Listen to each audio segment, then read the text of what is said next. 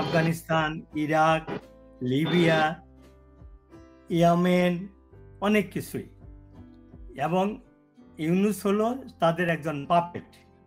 তো বাংলাদেশে যে ঘটনাগুলো ঘটছে এগুলো স্পন্টেনিয়াস কোনো ঘটনা নয়, এগুলো meticulously plan and meticulously execute করা হচ্ছে। অর্থনীতি ধ্বংস করা হচ্ছে, আইন শৃঙ্খলা নাই, মব কিলিং এর একটা কালচার তারা তৈরি করেছে। আপনি কি মনে করেন আজকে যদি আওয়ামী লীগ বা এই সরকার যদি না থাকে, এই মব কিলিং এর কালচার কি চলে যাবে?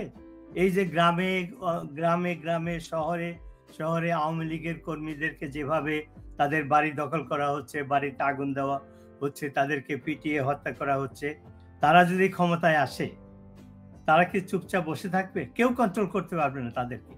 অর্থাৎ এই রাজাকারপন্থী সরকার, ইউনূস রাজাকার প্রধান ইউনূস সরকার, তারা গৃহযুদ্ধ বাজানোর জন্য প্রস্তুতি নিচ্ছে। তার সমন্বয়করা বলছে আমরা গৃহযুদ্ধের জন্য প্রস্তুত আছি, এবং সেটা স্বাভাবিক। আজকে যে 2টা অস্ত্র দেখলেন, এরকম 500 থানার ভিতরে প্রায় 400-র মতো লুট হয়েছে। সেই অস্ত্রগুলো কোথায়? প্রধানমন্ত্রীর বাসভবন যখন আক্রমণ করা হয়, প্রধানমন্ত্রীর সিকিউরিটির যে আধুনিক অস্ত্রগুলো সেগুলো লুট হয়েছে। অর্থাৎ এটা গৃহযুদ্ধ বাঁধানোর জন্য, গৃহযুদ্ধ করার জন্য রাজাকার পন্থী লোকজনরা, জঙ্গিবাদীরা তারা প্রস্তুত। তারা এখন আলটিমেট গোলটা কি? আপনি যদি দেখেন যে সেই জুলাই থেকে যে ঘটনা বাংলাদেশে ঘটছে, সে সবই হলো প্রতারণা এবং মিথ্যার সাথে। বললো যে কোটা আন্দোলন, আসলে কোটা আন্দোলন না, বললো সরকার পতনে আন্দোলন। সেটাও হলো। এখন কি হচ্ছে, এইটা ছিল তাদের আসল আন্দোলন। সেটা কি 71-এ তারা যে পরাজিত হয়েছিল, সেই পরাজয়ের প্রতিশোধ নিয়ে Pakistan, Jamaat, Shibir, America, to some extent China, সেই 71-এ পরাজয়ের প্রতিশোধ নিয়ে বাংলাদেশকে একটি ফেইল স্টেট বানানোর জন্য চেষ্টা করা হচ্ছে। আলটিমেটলি কি হবে?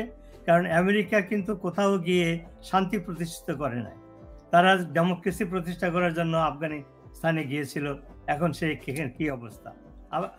ইরাকে গিয়েছিল, ইরাক একটা ফেইল স্টেট। তো সব কিছুই তারা ধ্বংস করে হাত গুটিয়ে যখন পরাজিত হয় ফিরে আসে, সাফার করে ওই দেশের লোকরা। বাংলাদেশ সেই পথে যাচ্ছে। আপনার সেকেন্ড প্রশ্ন যে ভারত আমাদেরকে, আমি একজন মুক্তিযোদ্ধা, আমার দায়িত্ব ছিল ভারতে গিয়ে ভারতীয় বাহিনীর কাছ থেকে, সেনাবাহিনীর কাছ থেকে অস্ত্র আনা। আমি জানি ভারত আমাদেরকে কিভাবে সাহায্য করেছে। এখন ভারত বিরোধী একটা যদি ইস্যু তৈরি করা যায় বিভিন্ন উসিলাতে, তাহলে বাংলাদেশের অভ্যন্তরে যে কুশাসন, দুঃশাসন এবং ফেইল প্রিন্সিপাল চলছে, সেখান থেকে দৃষ্টিটা অন্যদিকে সরানো যায়। এইটা পাকিস্তানিরাও ব্যবহার করেছে, এই ইউনূস সরকারও তাই ব্যবহার করছে।